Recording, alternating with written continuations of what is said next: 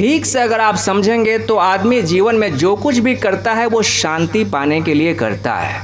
आदमी काम इसीलिए करता है क्योंकि मैं आराम कर सकूं, चैन की नींद सो सकूं, रात शांति पा सकूं, इसलिए कर्म करता है आदमी। तो इसी शांति को क्या हम छोटी छोटी चीज़ों के ऊपर गंवा देंगे? किसी दूसरे के आचरण के लिए हम अपने मन की शांति को भंग कर देंगे? नहीं, ये कहीं से समझदारी वाली बात नहीं लगती है।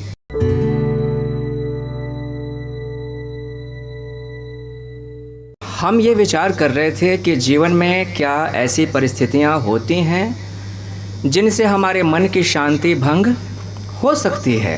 जाहिर है ऐसी अनगिनत परिस्थितियाँ हो सकती हैं जिनमें हमारे मन की शांति भंग हो जाती है।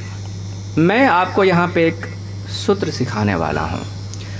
मेरा ये अनुभव है, मेरा ये कहना है कि मेरे मन की शांति, किसी भी व्यक्ति के मन की शांति उसका अपना निर्णय होती है, उसका अपना डिसीजन होती है। मन कहाँ होता है? बाहर के भीतर, भीतर। और मन को अशांत करने वाली परिस्थिति कहाँ होती है? बाहर के भीतर, बाहर। परिस्थिति बाहर होती है और मन भीतर होता है। परिस्थिति बाहर से हमें छेड़ती है और उस कारण हमारे भीतर मन में अशांति पैदा हो जाती है। इसका मतलब ये हुआ कि बाहर की चीज़ें हमारे मन को कंट्रोल कर रही हैं। जाहिर सी बात है, जैसे दूर रखा हुआ टीवी, यहाँ से आप रिमोट दबाती हैं और उसका चैनल चेंज हो जाता है। यहाँ से आप बंद करना चाहेंगे वो बंद हो जाएगा, आप ऑन करना चाहेंगे वो ऑन हो जाएगा, है ना।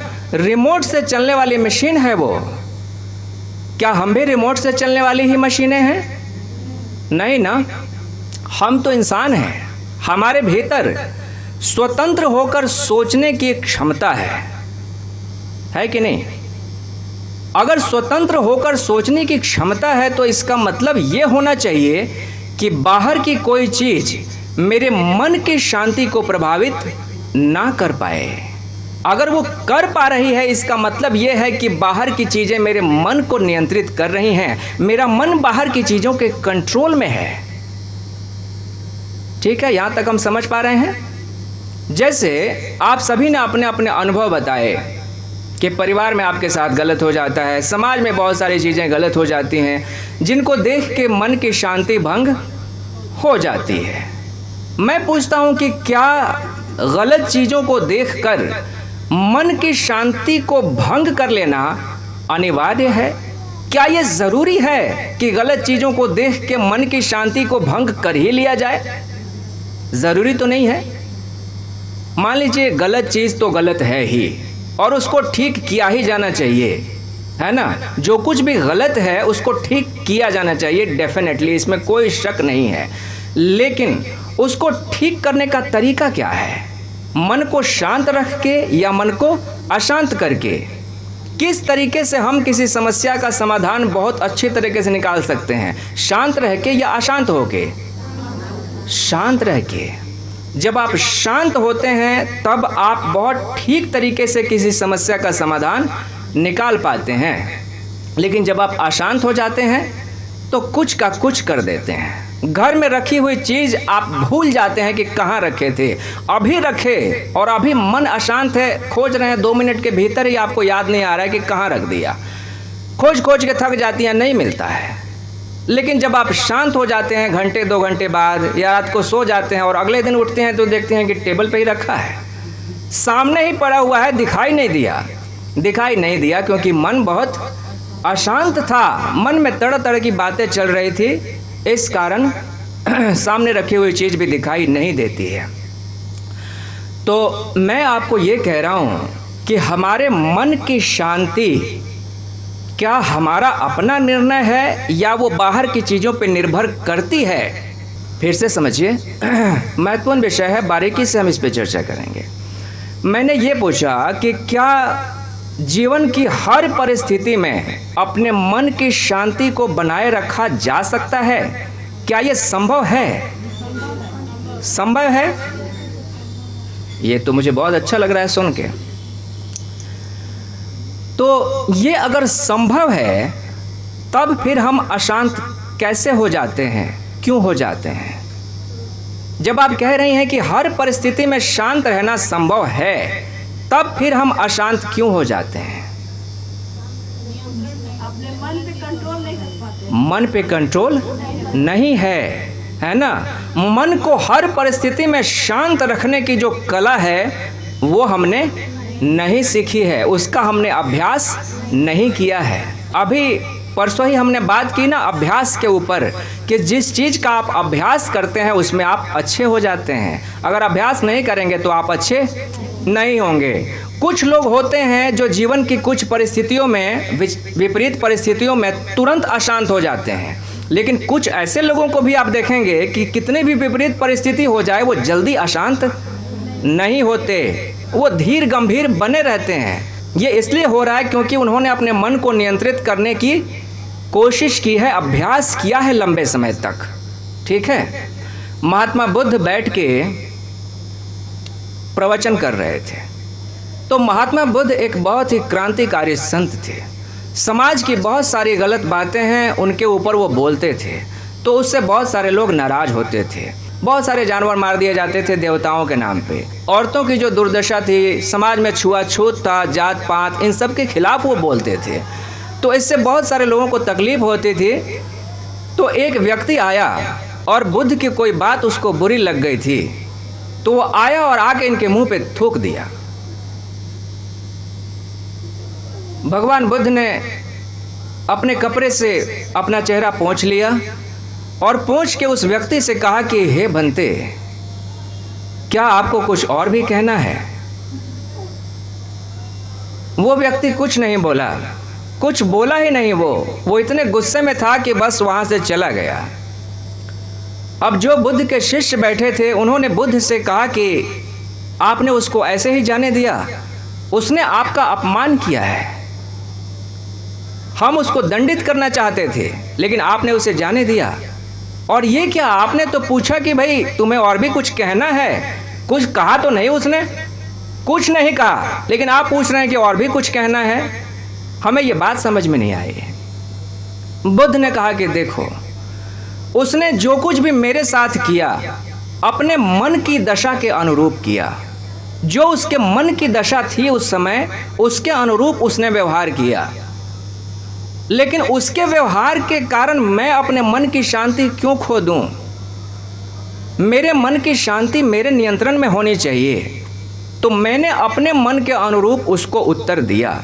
मैं जानता हूं कि वह दुखी होकर आया था, क्षुब्ध होकर आया था, उसके मन में बहुत कुछ था मेरे खिलाफ, वो कहना चाह रहा था, शब्द कम पड़ रहे थे इसलिए थूक दिया, थूक के मेरा अपमान करना चाहा। ऐसे बुद्ध ने समझाया। आश्चर्यजनक ढंग से अगले दिन वो व्यक्ति आया बुद्ध के पास और आके उनके चरणों में गिर गया। उसने कहा कि हे बुद्ध, मुझे क्षमा कर दो, मैं बहुत क्रोध में था। मैं सोचता था कि जब मैं थूकूंगा तो आप प्रतिकार करेंगे, आप मुझे भला बुरा कहेंगे, ऐसा कुछ कहेंगे, लेकिन ऐसा कुछ भी नहीं किया आपने। तो जब मैं लौट के गया और रात को सोया तो मैं सो ही नहीं पाया। मैं सोचता ही रह गया कि ये कैसा व्यक्ति है, मैंने जिसका अपमान किया और उसके ऊपर कोई फर्क ही नहीं पड़ा। वो जैसा शांत पहले बैठा था वैसा ही शांत वो बाद में भी रहा। इस बात ने मुझे बहुत प्रभावित किया। आपके जो ये मन की दशा है, मैं भी अपने मन की दशा ऐसे ही करना चाहता हूँ, कृपया मुझे ये कला आप सिखाएं। कहने का मतलब है कि जीवन में अनगिनत ऐसी परिस्थितियाँ हैं जो कि आपको दुखी कर सकती हैं। संसार बना ही ऐसे है कि यहाँ पे सुख है, दुख है, सुख है, दुख है। यहाँ पे एक अच्छा आदमी मिलता है तो एक बुरा आदमी भी मिलता ही है। एक ही आदमी के भीतर अच्छाई और बुराई दोनों मिलती है। एक ही आदमी सुबह आपको खुश करता है और शाम को दुखी कर देता है। बच्चे को दुलार करती हैं, कितना प्यार आता है, लेकिन वही बच्चा ऐसी शरारत कई बार कर देता है कि मन आपका दुखी हो जाता है। कई स्त्रियों को मैंने कहते सुना, जब उनके बच्चा हुआ था तो वो समझा रही थी, मुझे भी समझा रही थी, मेरी पत्नी को समझा रही थी कि अरे आप लोग बच्चा नहीं कर रहे हैं, बताइए बच्चों के बिना क्या जीवन है, ऐसा सुख मिलता है बच्चों के साथ। और 6 साल 7 साल के बाद उन्हीं को मैंने कहते सुना, एक दिन इतने दुखी कर देते हैं या नालायक कि मन करता है कि कभी कभी ट्रेन के नीचे जाके कट जाऊं। अभी बस देखो कि खाना निकाल के खाने बैठी थी, तब तक बोल रहा है कि मम्मी पॉटी करनी है ना। जब खाना खाने बैठती हूँ तभी इसको टट्टी लगती है, तो मन खिन्न हो जाता है। बच्चे भी मन खिन्न कर देते हैं, पति भी कर देते हैं, पत्नियां भी करती हैं, जो अपने लोग हैं वो भी कर देते हैं, है ना। परिस्थितियां तो है ही, लेकिन क्या उन परिस्थितियों को हम ये इजाज़त दे दें कि वो हमारे मन की शांति को छिन्न भिन्न कर दें, दुखी कर दें? क्या ये इजाज़त दी जा सकती है? नहीं दी जा सकती। आपने अपने घर में मान लीजिए तिजोरी में कुछ जमा पूंजी करके रखा है, बाहर का कोई भी आदमी आ जाए तो आप उसको यूं ही वो चीज़ें लेके जाने दे सकती हैं? नहीं ना, वो आपकी संपत्ति है, वो लूट के कोई कैसे ले जा सकता है आपके देखते हुए, आपके होश में रहते हुए? हमारे मन की शांति वो हमारे भीतर की संपत्ति है कि नहीं? ठीक से अगर आप समझेंगे तो आदमी जीवन में जो कुछ भी करता है वो शांति पाने के लिए करता है। आदमी काम इसीलिए करता है क्योंकि मैं आराम कर सकूं, चैन से बैठ के थोड़ा आराम कर सकूं, निश्चिंत रह सकूं, चैन की नींद सो सकूं, रात शांति पा सकूं, इसलिए कर्म करता है आदमी। तो इसी शांति को क्या हम छोटी छोटी चीज़ों के ऊपर गंवा देंगे? किसी दूसरे के आचरण के लिए हम अपने मन की शांति को भंग कर देंगे? नहीं, ये कहीं से समझदारी वाली बात नहीं लगती है।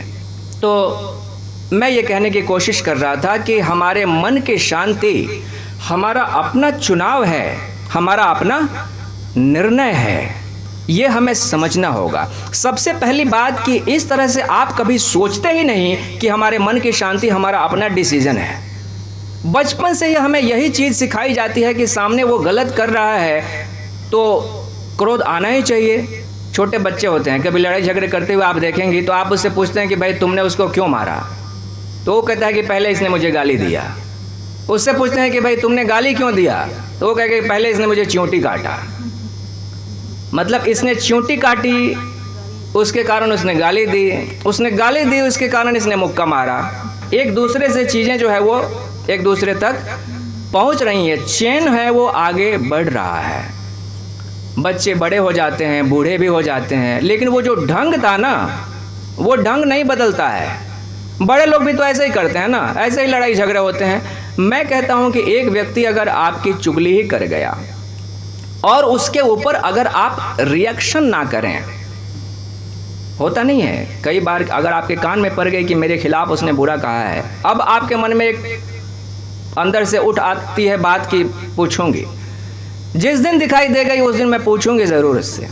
अब जब आप पूछेंगी तो वहाँ से फिर बात बिगड़ेगी, वहीं से झगड़े की शुरुआत हो जाएगी। ऐसे ही झगड़े की शुरुआत होती है ना, कि किसी ने कुछ कहा, उससे आपके मन की शांति भंग हो गई और उस भंग शांति के भीतर से आपने कुछ और कहा, उधर से फिर कुछ और कहा गया और इस तरह से बात बिगड़ती चली गई। दुनिया के सारे झगड़े ऐसे ही होते हैं। मेरा यह कहना है कि हमारे मन की शांति हमारा अपना चुनाव है, उसे हम यूं ही छोटी छोटी बातों पे गंवा नहीं सकते। उसके लिए क्या ज़रूरी है? उसके लिए ज़रूरी है कि आप हर दिन अपने आप को ये बात याद दिलाएं। हर दिन सुबह अपने आप को जब आप बिस्तर से उठें तो याद दिलाएं कि मेरे मन की शांति मेरा अपना चुनाव है, उस पे मेरा अपना नियंत्रण है। परिस्थितियों के कारण मैं अपने मन की शांति नहीं खो सकती। परिस्थितियां बाहर हैं और शांति भीतर है। संसार में दो तरह की परिस्थितियां होती हैं। एक वो होती हैं जिनको आप बदल सकती हैं, वो आपके कंट्रोल में होती हैं, उसको आप बदल सकती हैं। लेकिन कुछ परिस्थितियां होती हैं जिनको आप नहीं बदल सकती। अब जैसे छोटे बच्चे हैं, वो आपके कंट्रोल में हैं, वो अगर गलती करते हैं तो आप कान घुमा के 2 थप्पड़ दे देती हैं, सुधर जाने तो, है ना। ये थाली में जो खाना है अब भी ख़त्म करो, बिना ख़त्म किए उठना नहीं है यहाँ से। बेचारा बच्चा सिसकता हुआ ख़त्म कर देता है, लेकिन ये जोर आप नहीं चला सकती पति के ऊपर, सास के ऊपर, ससुर के ऊपर नहीं चला सकती, है ना। तो वहाँ पे आप अपने को दुख देती हैं। जहाँ आपका जोर नहीं चलता वहाँ आप अपने को कष्ट देती हैं, अपने मन की शांति को आप भंग कर लेती हैं। कहने का मतलब है कि जिन परिस्थितियों को हम बदल सकते हैं उनको तो बदलना है, ठीक है, लेकिन जिनको नहीं बदल सकते उनको स्वीकार करना होता है। जैसे हम यहाँ बैठे हैं, अभी अगर पानी गिरने लगे, बारिश होने लगे, तो क्या वो हमारे कंट्रोल में है? नहीं, हमारे कंट्रोल में नहीं है, हम नहीं रोक सकते, हमें स्वीकार करना होगा। अगर धरती हिलने लगे तो हमारे कंट्रोल में नहीं है, हम कुछ कर ही नहीं सकते। लेकिन कुछ बातें ऐसी होती हैं जीवन में जो हमारे कंट्रोल में है। जो कंट्रोल में है उसे हम बदलने की कोशिश करते हैं। आदमी पहले जंगलों में रहता था, फिर वो समाज में आ गया और समाज में भी धीरे धीरे वो विकसित हुआ है। लाखों वर्षों में आदमी ने बाहरी परिस्थितियों को अपने नियंत्रण में लेने की कोशिश की है। बहुत सारी चीज़ों को अपने कंट्रोल में उसने ले लिया है। आग पे उसने काबू कर लिया, पानी पे काबू कर लिया, हवा पे काबू कर लिया। बहुत सारी बीमारियां थीं जिन पे आदमी का कोई वश नहीं था। जैसे चेचक हो जाती थी, तो चेचक का कोई इलाज नहीं था। हम समझते थे कि देवता नाराज हो गए हैं, देवी नाराज हो गई हैं, इसलिए चेचक हो गया है। तो हम देवी को खुश करने की कोशिश करते थे। 7-7 दिन तक बैठ के मरीज के पास हम गीत भजन गाते थे, पूजा करते थे, देवी की साफ सफाई रखते थे। लगता था कि ऐसा करने से मरीज ठीक हो जाएगा, क्योंकि हम जानते ही नहीं थे कि बीमारी क्यों होती है। आज उसका इलाज ढूंढा जा सकता है। बचपन में ही आप बच्चे को टीका लगवा देते हैं, अब उसको कभी चेचक होगा ही नहीं। तो वो चीज़ हमारे कंट्रोल में आ गई है। कहने का मतलब ये है कि जो चीज़ आप कंट्रोल कर सकती हैं, नियंत्रण में है, उसको तो बदलिए। लेकिन जो बिल्कुल नियंत्रण में नहीं है उसको स्वीकार करना होता है कि ठीक है, ये चीज़ ऐसी ही है। पति पत्नी के बीच जो अधिकांश झगड़े होते हैं, उनके पीछे का सबसे बड़ा कारण यह है कि दोनों एक दूसरे को बदलने की कोशिश में लगे होते हैं। बेचारे पतियों की उम्मीद होती है कि जैसी पत्नी मैंने सोची थी, आदर्श पत्नी जैसे देखी थी वो अमिताभ बच्चन के फिल्म में, तेरा मेरा साथ रहे, कि सजना है मुझे सजना के लिए, वैसी पत्नी चाहिए थी। लेकिन ये मिल गई, पता नहीं है ना। हाँ, सोचा था क्या और मिल गई क्या। तो बेचारे कोशिश करते रहते हैं रोज़ रोज़ उसको थोड़ा थोड़ा सुधारने की, रोज़ सुधारने की कोशिश करते हैं, और उस सुधारने के चक्कर में झगड़े होते हैं। भाई आप ही थोड़े सुधारने की कोशिश करेंगे, वो भी तो करेगी ना उधर से। उसने भी तो चाहा था कि वो अक्षय कुमार मिले, लेकिन जॉनी लीवर मिल गया। तो ये जो सुधार कार्यक्रम चलते हैं ना, उसके कारण घरों में सारे झगड़े होते रहते हैं। मैं कहता हूं कि कुछ दिनों के लिए ये सुधार कार्यक्रम आप बंद करके देखिए, ज़्यादा नहीं, आप 1 हफ्ते के लिए ये एक्सपेरिमेंट कर लीजिए। आप कहिए कि ठीक है, जैसा भी है मेरा पति, आज पूरे दिन वो जो भी बेवकूफ़ियाँ करेगा, जो भी करेगा, वो सब मुझे एक्सेप्ट है, सब स्वीकार है, कोई सुधार वाली बात मैं करूँगी ही नहीं। 1 हफ्ते करके देखिए, आपको इसमें बड़ा आनंद आएगा। आप देखेंगे कि अरे मैं तो बहुत शांत रहने लगी, है ना। अच्छा, बंदर को बंदर की तरह स्वीकार कर लेने में क्या तकलीफ है? मन में रखें, हाँ, कहें नहीं। एक पति और पत्नी थे, उनमें बड़े झगड़े होते थे हमेशा। तो कुछ दिन तक तो खूब झगड़े हुए, उसके बाद पत्नी जो है वो शांत रहने लगी, खुश रहने लगी। तो पति बेचारे को बड़ा आश्चर्य हुआ कि अचानक क्या हो गया, कैसे ये बदलाव आ गया। तो एक दिन उसने पूछा कि ये कैसे हो गया, है ना, पहले तो तुम बहुत गुस्सा करती थी, झुंझलाती थी, लेकिन अब बोले कि अब देखो गुस्सा और झुंझलाहट तो अभी भी मुझे आती है तुम पे, लेकिन जब झुंझलाहट आती है, गुस्सा आती है, तो मैं टॉयलेट की सफाई कर लेती हूँ, तो उससे गुस्सा शांत हो जाता है। तो पति ने कहा कि टॉयलेट की सफाई कर लेने से, बाथरूम की सफाई कर लेने से गुस्सा कैसे शांत हो जाता है? बोली कि तुम्हारे टूथब्रश से करती हो ना।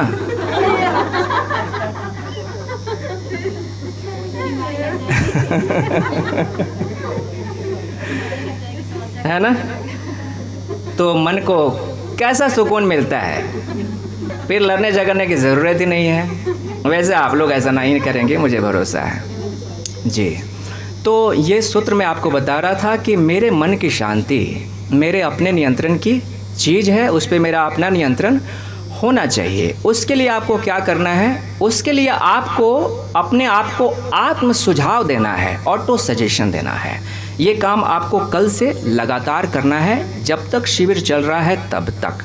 जैसे कल के लिए मैं आपको ये होमवर्क दे रहा हूँ।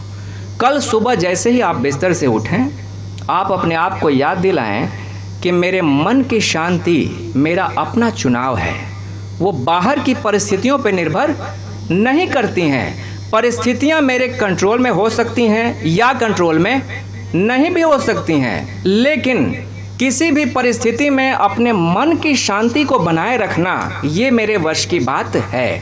और मैं आज पूरे दिन अपने मन की शांति को बनाए रखने का संकल्प लेती हूँ।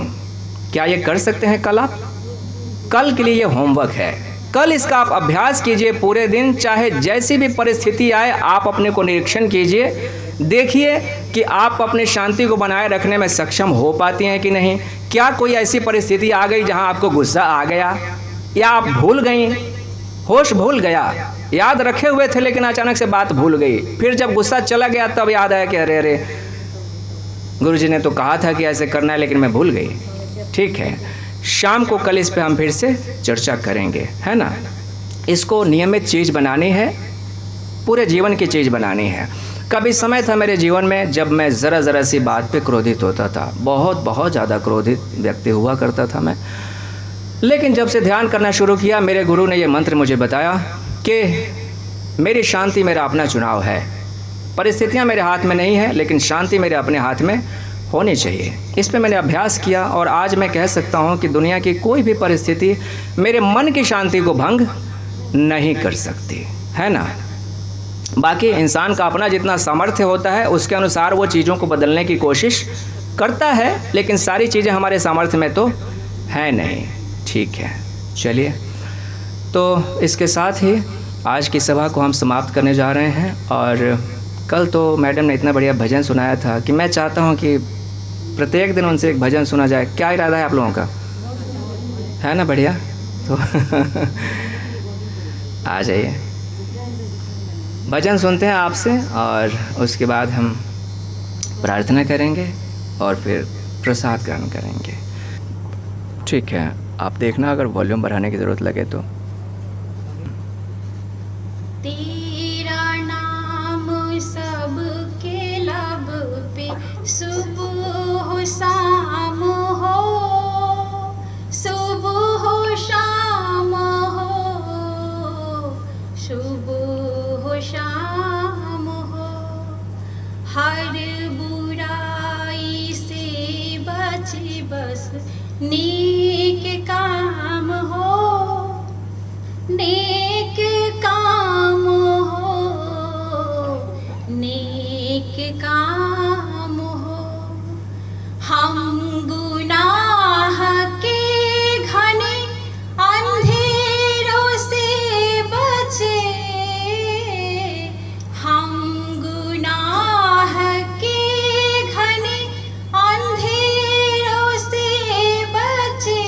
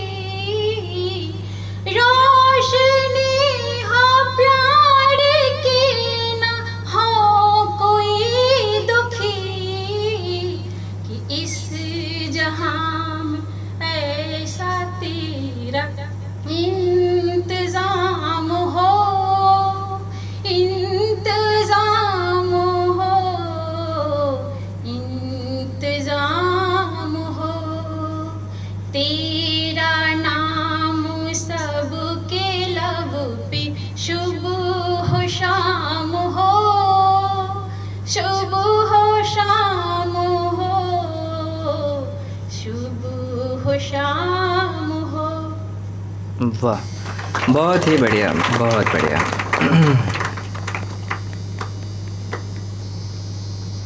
चलिए, और अब प्रार्थना के द्वारा हम आज की सभा का समापन करने जा रहे हैं। आप ध्यान मुद्रा ग्रहण कर लें।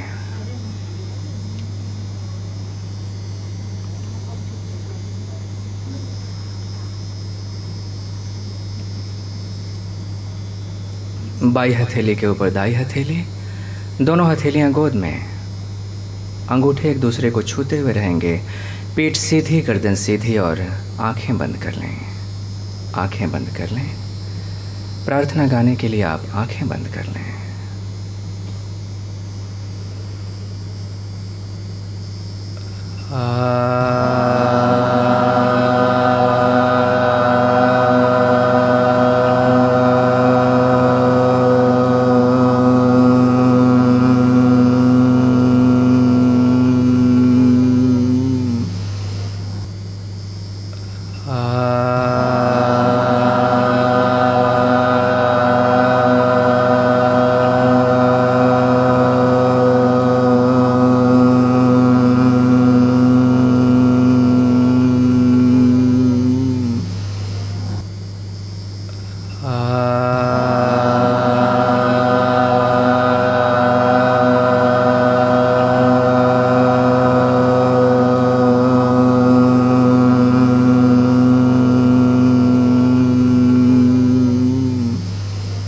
असतो मा सद्गमय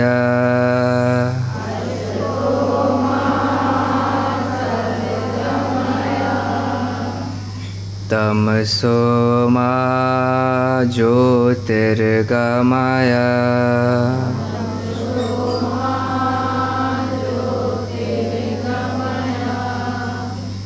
मृत्योर्मा अमृतं गमय।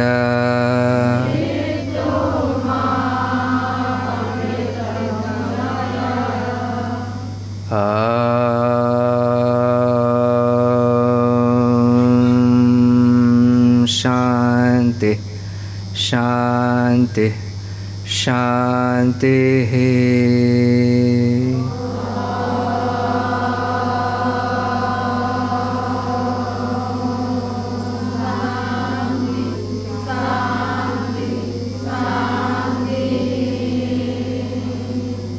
हे परमात्मा, हमें असत्य से सत्य की ओर ले चलो, अंधकार से प्रकाश की ओर ले चलो, मृत्यु से अमृत की ओर ले चलो।